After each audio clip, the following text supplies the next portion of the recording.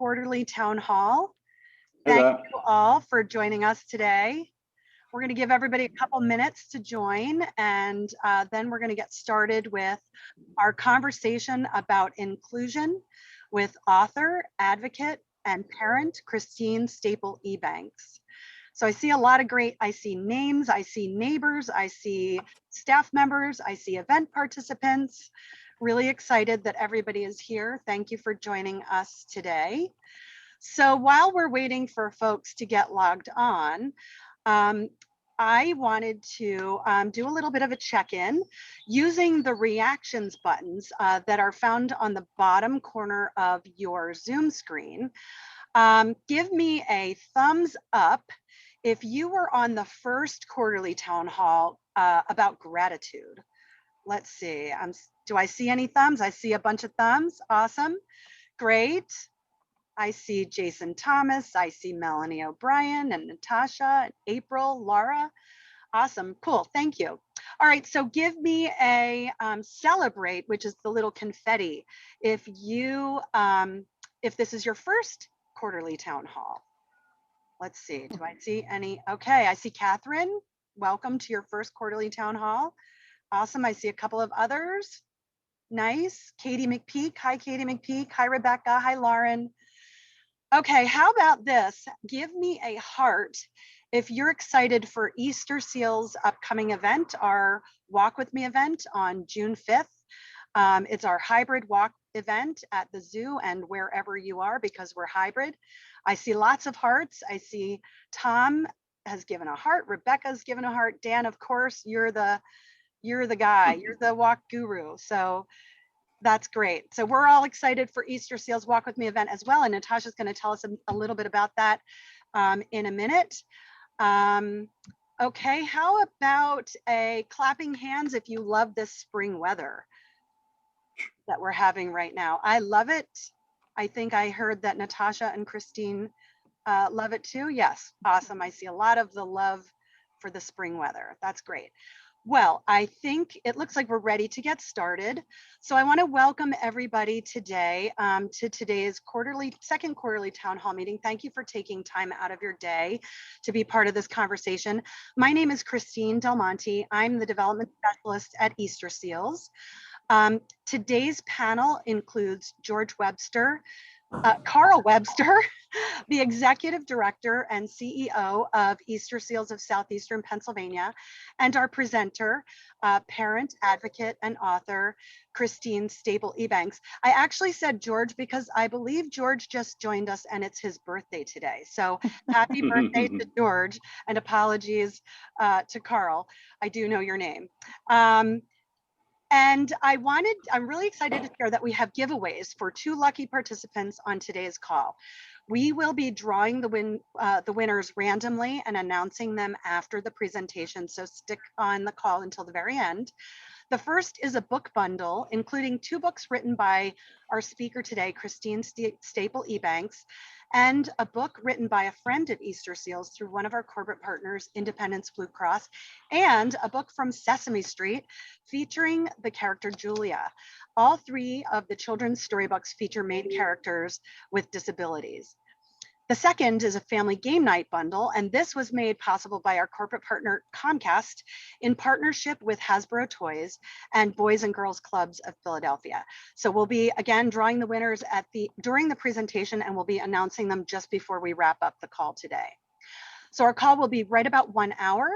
We'll start with a welcome from Carl Webster. Then we'll have a 30 to 40 minute conversation about inclusion with Christine, followed by time for questions and answers. And last, we'll have a quick update about upcoming events at Easter Seals. This quarterly town hall series was designed as a way for us to get to know you and for you to get to know us a little bit better, and to have conversations about relevant and important topics like gratitude, inclusion, health, and positivity. It's our goal to engage, inform, and inspire you. So we hope you get something out of today's conversation. And if you have thoughts or ideas for upcoming topics, please reach out to me via email after today's presentation. You should have received some emails from me, so you can find me there. Just a few housekeeping items before I turn it over to Carl. We are recording this presentation, just checking to make sure we are recording correct, Natasha. And we will send out the recording in an email along with Christine's resources in a few days. We will keep everyone on mute during the presentation, but it is really a conversation.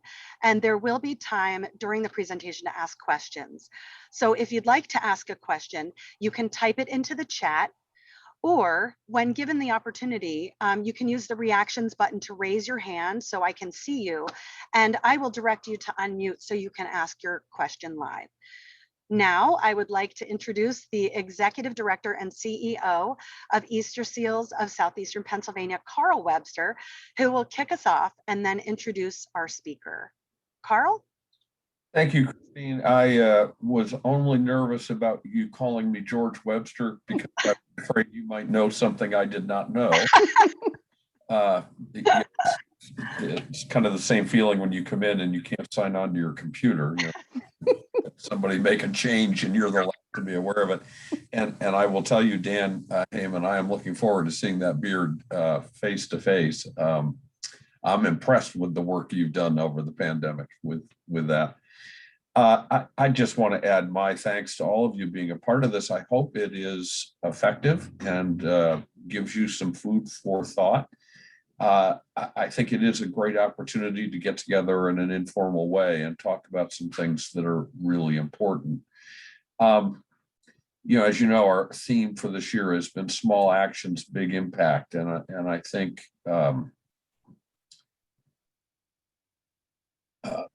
little things can have huge implications. And I think our guest today has had huge impact. I'm not sure where it has been small actions on her part. The more I have read, the more I have learned. I don't suspect that Christine has ever done anything on a small scale. But I think what is true is each person has a story, and each person that we interact with at Easter Seals has a powerful story to tell about their life and how, in our case in particular, disabilities have impacted their lives in one way or another. And the more I have gotten to know and read about Christine Staple-Ebanks, I will tell you, you did not come to hear me, you came to hear her. So I would like to introduce Christine. She's an author, a speaker, a parent advocate for childhood disabilities. She's a social entrepreneur. Her journey related to disabilities began in Jamaica 16 years ago when her son Nathan was diagnosed with cerebral palsy. She has gone on to have such a powerful, impactful presence in the disability community and a voice for parents, which sometimes the system lacks. And so with that brief introduction, Christine, I turn it over to you. Thank you so much for that wonderful introduction. Good morning, everyone. Just allow me a moment to just share my screen.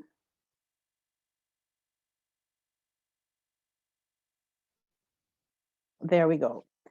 So I want to take this opportunity to thank Easter Seals for this wonderful, wonderful privilege to have this conversation with you today. It's a conversation that is near and dear to my heart, deeply personal. And when Christine reached out, I mean, I just talked her ears off because it is something that I believe in so much, that I live and breathe, just the conversation of inclusion. And I want to thank Carl for that wonderful introduction, you know, because when the small things are that you just do what is before you to do. That's how the small things occur. And they create an impact that at the time you were doing the small thing, you weren't really thinking down the road about where it would lead, but just that you find yourself in a position to carry a particular perspective that you just felt needed to be shared. And from that perspective, it became a whole movement. And so I want to introduce today's conversation, um, Small Actions, Big Impact on Inclusivity, by framing it in the background. You heard a little bit about my story.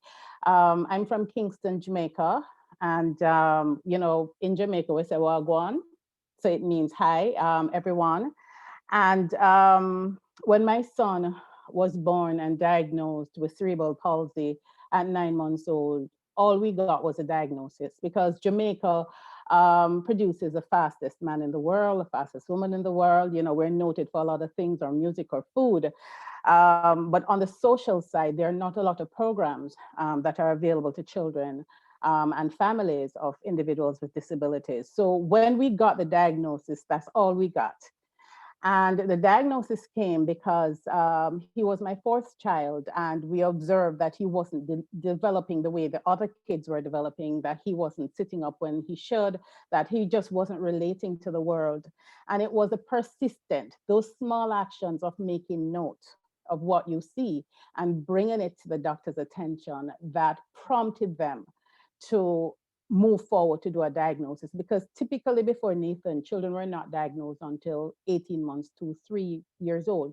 He was diagnosed at 9 months, and that has actually shifted how they've begun to look at children and to begin to make grounds or make up grounds in early diagnosis. So he was diagnosed and we got the disability, and that was it. So I had to make a choice. At the time I was employed in corporate Jamaica, had a beautiful career moving up the corporate ladder. And I had to make a choice about whether I continued in that sense and allow my child to just develop based on, on what is available there, or whether I take the opportunity to learn about his disability so that I can see what I can do to facilitate his development. And that's what started the work. And so what brought me to this place is the fact that along the journey, there have been many opportunities for actions that could have made a difference in how my son accessed education, how my son accessed healthcare services. When he was in the hospital, because he had another condition, and so he had major surgery 2 days after birth. And during that whole period, there were so many wonderful opportunities, wonderful moments for the doctors and the different healthcare team to share with us what was going on so that we could have an understanding of what we could be looking towards. All of that was missed. No information was given. And so up until the point of the diagnosis, and for 2 years after, I thought my child was going to die. I thought cerebral palsy was a disease and that it was degenerative and that it was going to kill him. So I lived in fear. And I remember I was talking to a friend of mine and she asked me, "How is Nathan?" And I said, "Well, we're still looking for services for him and we don't know where to send him for school because no school will accept him." And she said, "I didn't ask you about his condition. I asked you, how is your son?"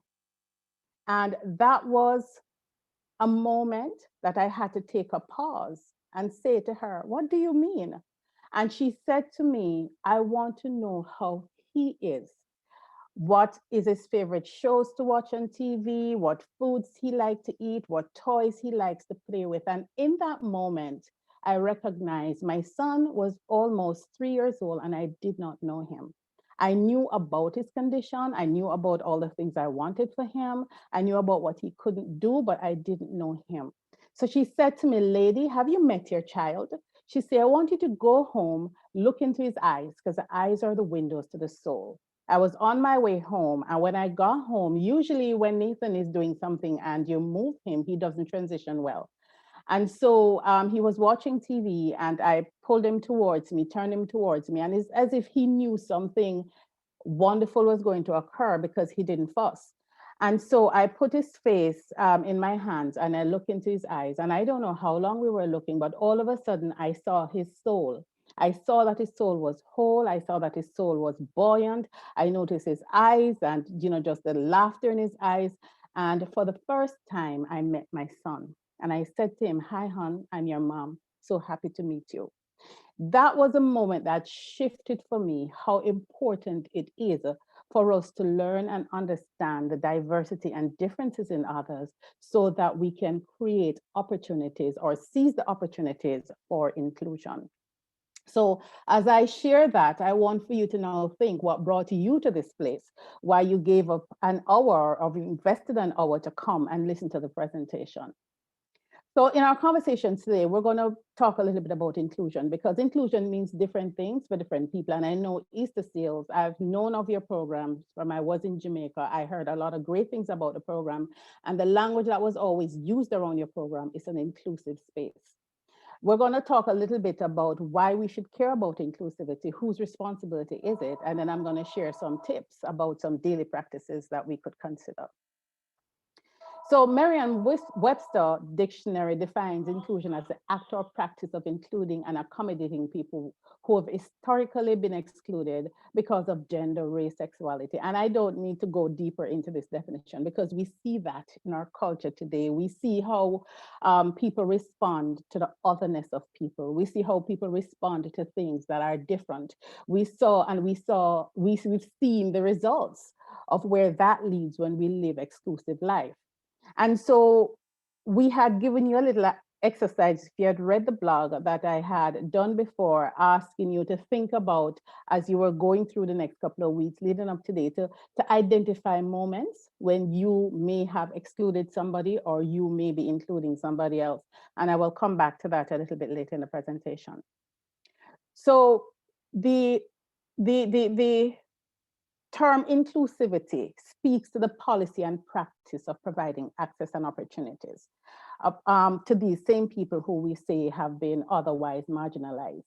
And this is important because inclusion is about having a sense of belonging where all, and I highlight the word all, people learn to live together, play together, work together, regardless of their ability.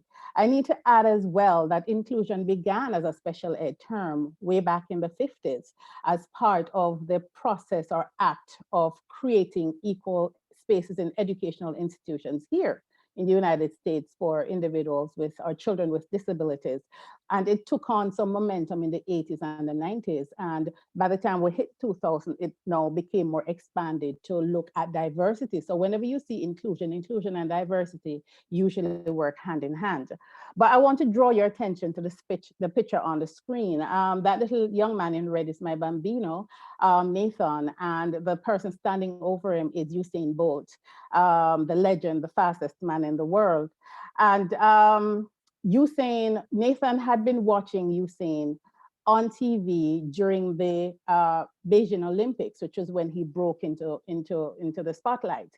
And so we had been watching him all summer. And Usain's manager now had a child who was attending the same school Nathan was at. And the manager brought him by to surprise the children, and an entire population of general education students, where Nathan was the only child with a disability in the school, rushed up to meet Usain, and Nathan was in the back. Somebody in that moment recognized that Nathan did not have access to Usain because he couldn't run up, and they whispered in his ears.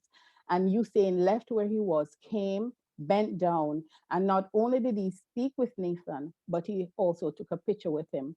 That shifted in that moment how Nathan was seen by his peers, how Nathan was seen by others, and how Nathan himself felt about being part of that inclusion. So that was a small act, somebody being aware and being mindful enough, and Usain not having to be prompted what to do, but just out of, I guess, a heart of compassion, just going over to say hi to Nathan. So when we talk about the importance of inclusion, it means having a sense of belonging where people work together, people play together, people live together, and they are able to move forward. So I want to now ask you to just think about a moment in your life when you have felt that you were not fully understood, that you were left out, that you were not being your authentic self, or that you were just being excluded. I want for you to think for a moment about that. And whatever comes up to you, we invite you to just drop it in the chat if you so desire to share. But just think about that moment. Christine, I lived overseas for 3 years in Germany, and we didn't speak the language. So my son went to a German preschool, and it was awkward almost every day. So not that I felt excluded, I just didn't understand what was going on. It led to a lot of discomfort, but also some hilarity. So, and I grew as a result. Yeah.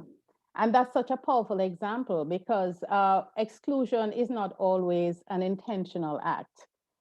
Exclusion could be that somebody who is different, sound different, end up where you are, and how open we are to giving that person access point to some of the small things that we can do. Thank you so much for sharing that, Christine. So what does inclusion look like? It looks like it's an inviting and accessible community where individuals or group can feel safe, welcome, protected, supported, and valued. And that is what we all want. One of the things that I say when I'm talking with groups, I would say to them, always remember the golden rule: do unto others as you would have them do unto you. And when you find, and you know, I must say, it's easy to include people you like. It's easy to include people who challenge you in a good way, but you see the ones you don't like, and sometimes the like doesn't have anything to do with even knowing the person. Sometimes there's a reaction that comes up in you. We're going to talk about that in a little bit, that creates that kind of barrier. And oftentimes we walk away with that barrier. We don't do anything about it. So it is about being mindful about what's coming up for you as you are finding yourself in groups, whether it is at work or it is in your community or it is at school. What are the things that are making you feel not safe, not welcome, or what are the things you could be doing that's making somebody feel not safe, not welcome? And so who is responsible? And this is a question that I really vacillated. I just went around that question for a little bit, because a lot of times when we talk about inclusions, people talk about the system. They talk about the school. They talk about the practices within the school. I moved from Jamaica and I'm now living here in the United States. And I know it could be because of the pandemic, but I find that the system is managed by people. And it is the attitudes of the people that create inclusive opportunity or remove the inclusive opportunities from individuals. So it is all of our responsibilities. For me, it starts with me in terms of something comes up, I ask myself, why is this coming up for you? Why do you feel the way that you do? So rather than just kind of step back, and let me give you an example of that. I was conducting a workshop once. I'm a facilitator for a program called Conversations for Greatness. And in that program, we encourage people to see themselves and the greatness that is within them in spite of how they're showing up. And there was a young man, and when he spoke, I found that there was something inside me that was like, I didn't want to hear him. And without even realizing I was doing that, by the time the session ended for the morning, I had actually turned away from him. So I went to ask myself what was behind all of that. And then I recalled that he looked like somebody I used to know when I was in school who I had issues with. And so it came back up for me, and here was I now creating a barrier for this young man to access what it is that I came to the session to do. And so in doing that and in changing around all of that, and I opened up the space for him, he added so much value to the conversation that it really blessed everyone else who was there. So it is about recognizing that we have a personal responsibility in the whole act of inclusion. So my friend and mentor, Elaine Wint, had this to say when we ask about who is responsible for the whole act of inclusion. And she shared with me that how we see ourselves reflecting how we see others and determine the quality and energy for our relationship and the experiences in our daily lives. And that resonated with me, because if we see ourselves as better than, then it's going to create a response for how we view others.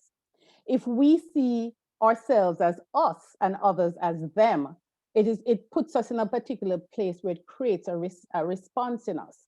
And so as part of the practice of becoming more inclusive through small actions, one of the things that we encourage individuals to do is to be aware of your mindset, because inclusion is a mindset. And let's talk a little bit more about that.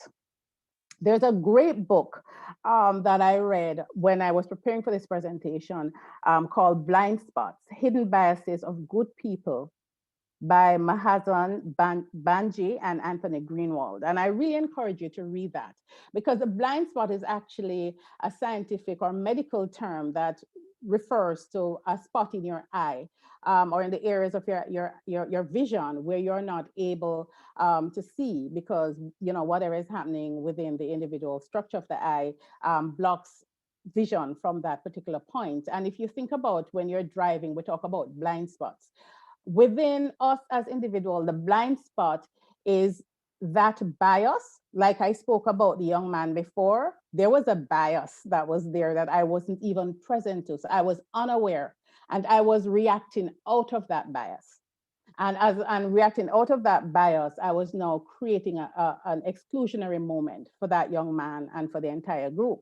So my question to you is, how are you responding to inclusion? What's the mindset around the otherness of people? Because that becomes an important factor in creating a mindset that is more inclusive. I love people. It doesn't matter who they are. We sing the song, Jesus loved the little children, red or yellow, black and white. I love people. And so as a result, whenever I'm around people, I'm always mindful of the fact that who I am or the things that I know, that I don't have all the answers. And so I am always mindful of that and being aware that I have biases and blind spots. So when I am in a situation and there's certain feeling, we call that the mini-me, those little feelings begin to come up and you begin to feel like you're being in a place of judging. I ask myself, why? Why are you feeling that way? Not why is the other person making me feel that way? I ask, why are you feeling that way? And I start with me. And as I filter me, I am able to get to the point of what's causing. Sometimes I don't, but I recognize that whatever is going on begins in me, and I take responsibility for my feelings and how I act out of that. So it is important that as we are responding to inclusion, that we are mindful of the biases. And I really do encourage you to buy that book. It would be a very eye-opening read for those who might not have much information on the blind spot. And I also encourage you to draw that into your conversation with your families, because I have these conversations with my children and I ask them to be my accountability partners to help me realize where I am being exclusive or excluding, and to hold myself accountable. So some practical actions that we can do. And it just leads so beautifully from the slide before. Check yourself. Have an awareness of and know your biases. You can't know all of them, but a good indicator is when you find yourself in a situation with people or groups and you begin to feel that feeling coming up on the inside of you that would make you want to not be there, or make you not like somebody who is there, or make you not want to hear somebody who's there. It's an indication that there's something that's going on. So you just pause and ask yourself, why do I feel this way? Why am I feeling this way? And what am I choosing? And even though I may not be always able to put my finger on the why I'm feeling that way, I always choose to be respectful of people and to be supportive of people and to be loving towards people. So we develop practices to lead self. We have to learn how to regulate. And I can't say the number of times I hear people say, she made me do it, or he made me do that, or it's because of her why. And one of the things that I want to deposit here is that we practice leading self, where we are responsible for our actions and not for the actions of others. So if somebody choose to be exclusive or excluding, then I don't have to get into that practice. If I'm in a circle where there are people who are excluding or being exclusive, I don't get into that practice either, because I'm always thinking that I could be on the other side of that, and how would I want to be treated. Admit when you make mistakes. I will go back to individuals and say, you know, when I said this or said that, I am sorry, you know, I didn't understand, or I should have asked some more. And so it is a part of accountability, because one of my commitments to self is to be authentic. And to be authentic, it means that I own up to my mistakes, but then I also stand up for what I believe in. And so on the flip side of that, if I see someone doing something that they might not be aware of, I will go back to say, you know, are you aware of that? Or when you did that, I observed that this person responded this way. And I've found that because people who know me and they understand where I stand, that it's usually received well. And a lot of times they'll come back to say, you know, I wasn't even present, that I had reacted that way. And so thank you for pointing that out for me. So it is about owning up to our mistakes and not being afraid to go back and clean up where we do find that we may have done something that may be construed or create feelings of, you know, people not feeling included, that we can actually go back and to say something. I talked about calling others out and to, you know, hold people to be accountable. One of the greatest engagement tool that I can use is the tell me more. Because a lot of times you are in a company with people, and we're living in a very diverse world. And we assume that we know about people. For instance, I've been using a lot of Ubers since I've been here, and there's a particular Uber driver who has a neighbor who's Jamaican, and he wanted to show me how much he knows about Jamaica. He was trying to make me feel included, I suppose. But he chose to tell me all of the Jamaica bad words, the words we don't use in speech. and you know, and so what that did was lock me down. So rather than use an opportunity to say, you know, tell me some more about Jamaica, he was telling me how much he knew about Jamaica. And there are times when we create moments of exclusion just by doing that. And so a great you know, question to ask is tell me more, because it opens up the conversation and you learn something. And that ties into the next point, to become a cultural traveler. The world is so beautiful, so diverse. And one of the things that I'm truly enjoying being here in the States is it doesn't matter where the person is originally from, but I'm finding that there's so many commonalities between practices that I have at home and in Jamaica and practices that they have in their country of origin or countries here. And what that really emphasized for me is the belief that I have of the oneness of people. I believe as people, we're one. We share one human experience. We laugh, we cry, we have pleasure, we have pain. We want to be loved, we want to belong. It doesn't matter what race or color that you are. Everyone has that need to belong. And so when I talk to people and I say, tell me more, oh, interesting, that's where you're from, tell me some more, I find that I learn, and it also opens up the conversation for us to recognize how much we have in common. And so on that, my personal philosophy is to empower and uplift. Now, I want to share this story that moved me beyond measure.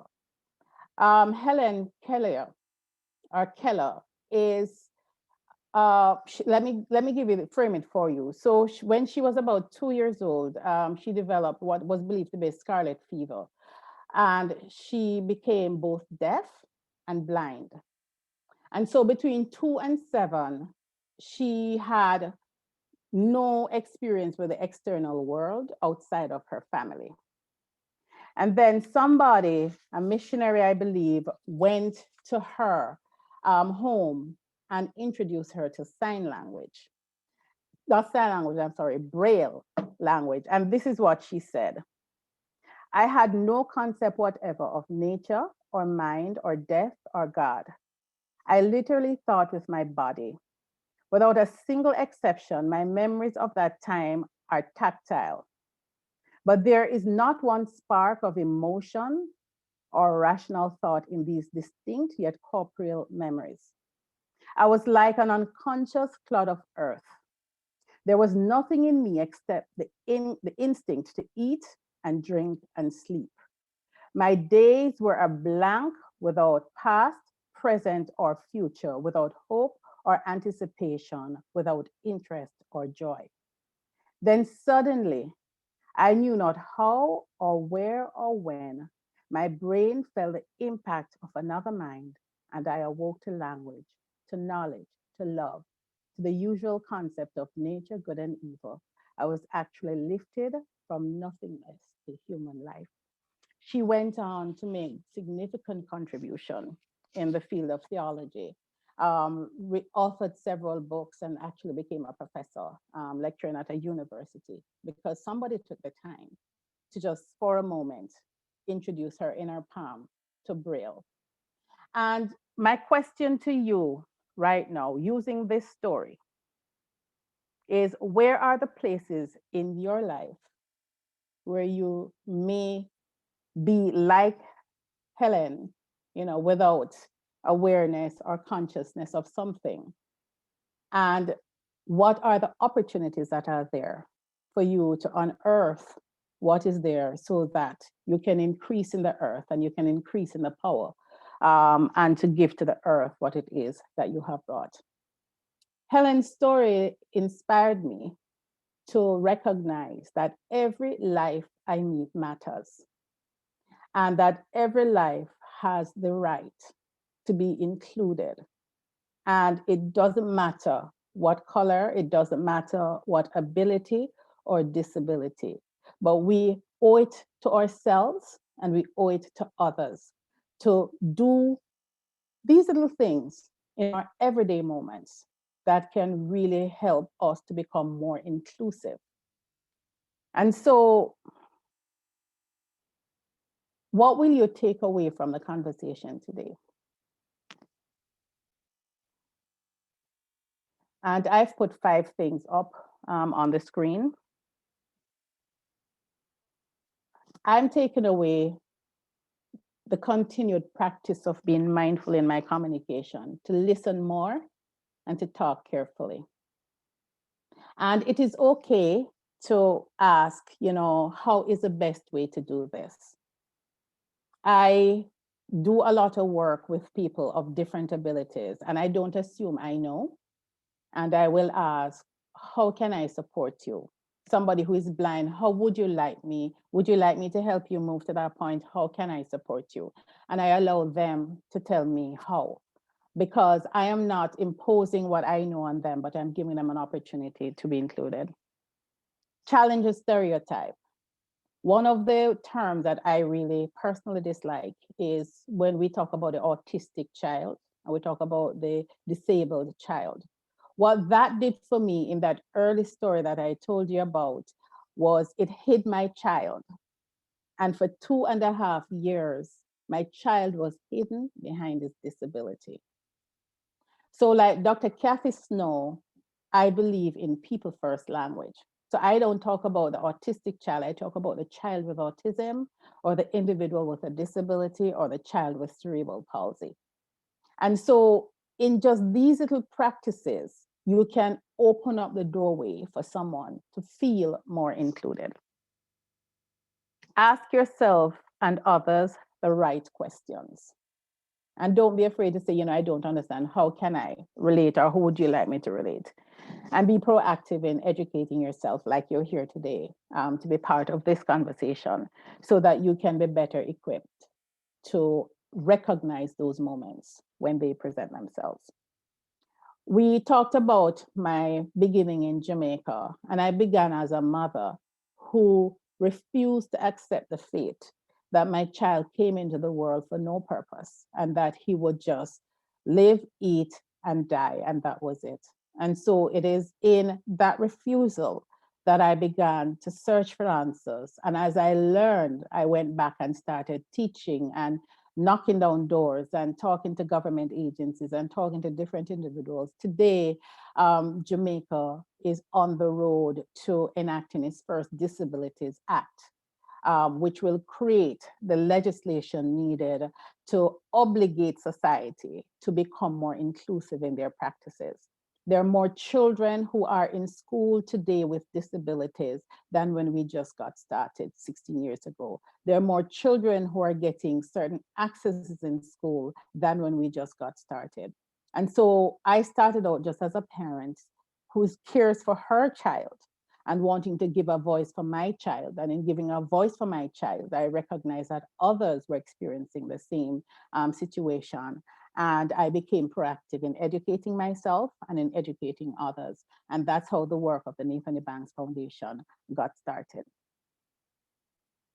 And so I love this picture. He has the greatest smile. We call it the $1 million smile. And I just want to leave with a closing thought from one of my favorite Jamaican authors, Desmond Green. And it says, while we may not be responsible for the state in which we find the world, we cannot deny our responsibility for the state in which we leave it to those who follow in our footsteps. So I ask you today, coming out of this conversation, what are you choosing? Thank you.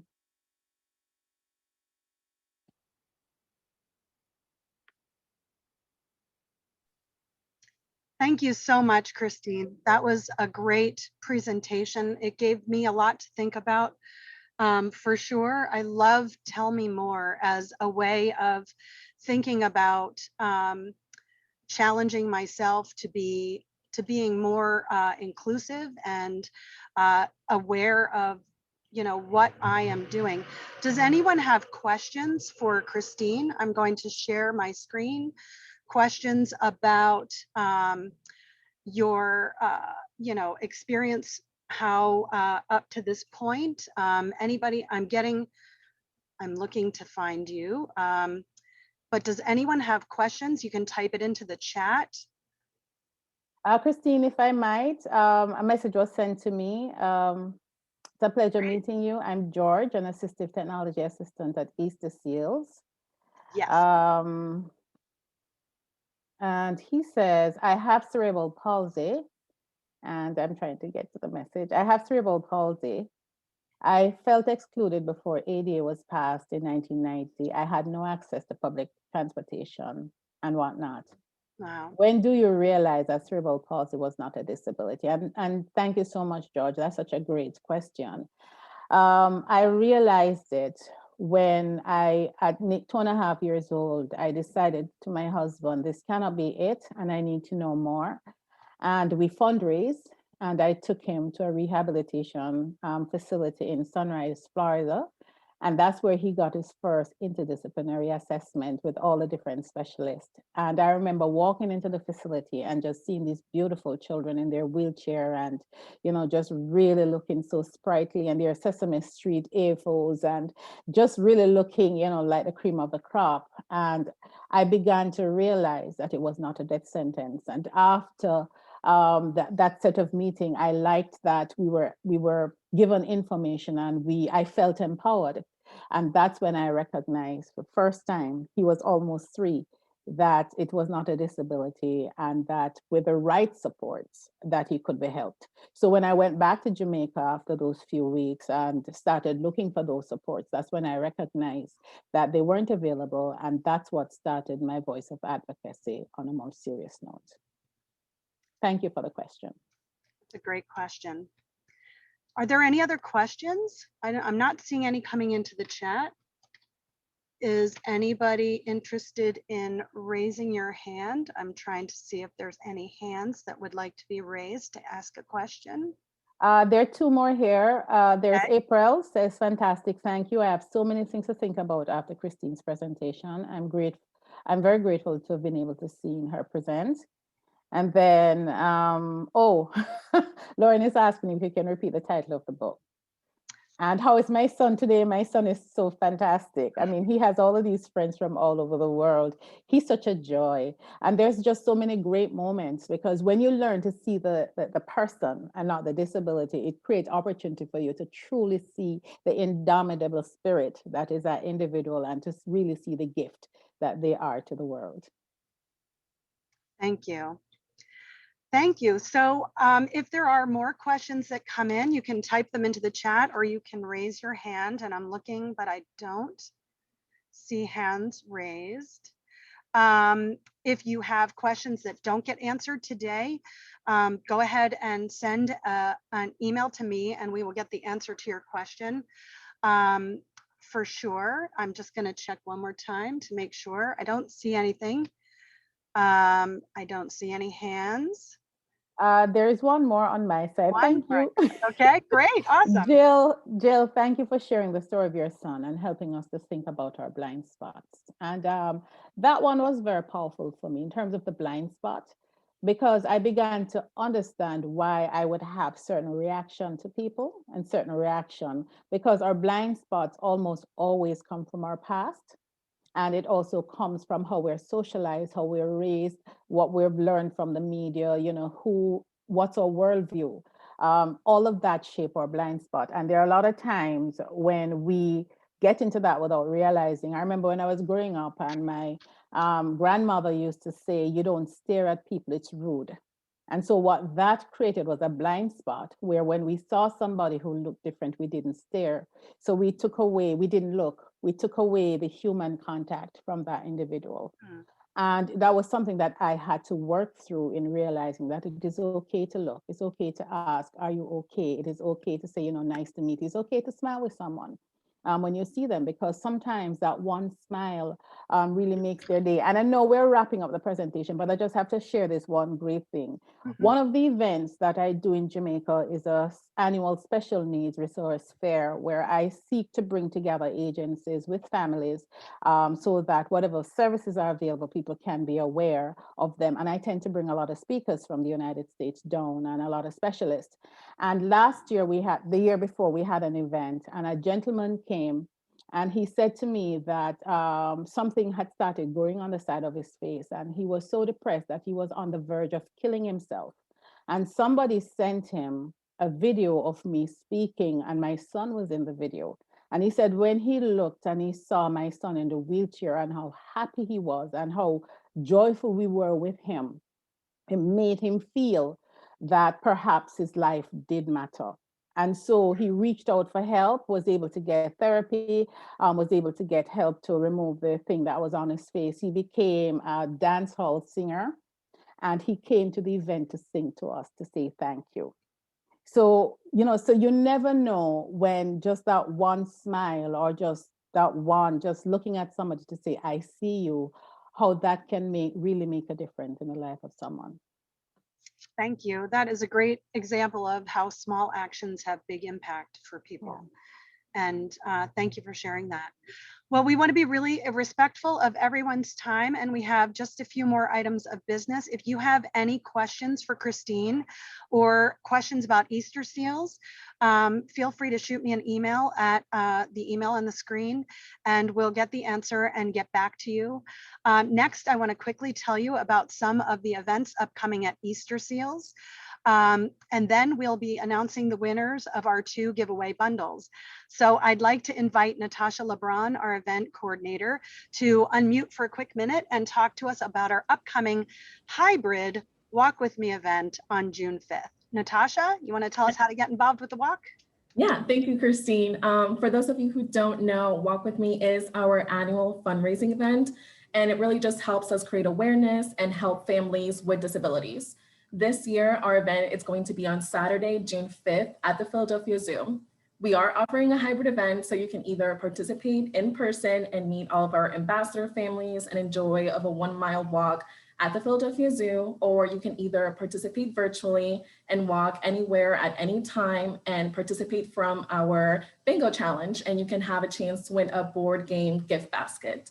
If you have any more questions about Walk With Me, we will be having an info session on May 13th via Zoom at noon, and we'll be sending the registration link on the follow-up email. And if you want to register for the walk and create or join a team, you can just simply go to walkwithme.org/Philadelphia. Thank you, Natasha. Whoops. I also want to invite you to keep in touch with us. After today's meeting, we'll be sending you all the recording from today's call, as well as some resources that Christine has compiled for us so that we can all continue to kind of dig a little bit deeper and learn a little bit more about inclusion.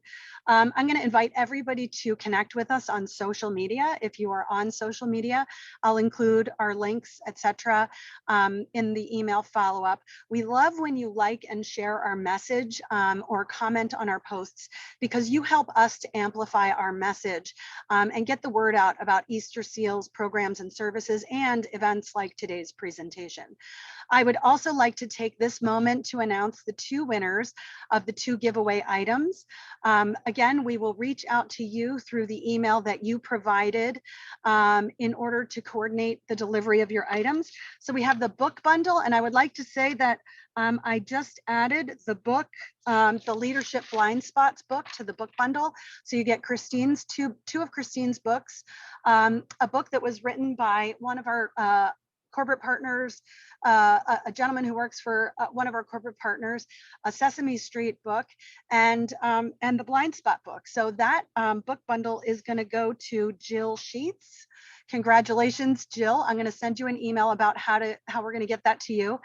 And then the Family Game Night bundle, which again was made possible through donations from Comcast and the Boys and Girls Clubs of Philadelphia, is going to go to Jackie Baxter Rollins.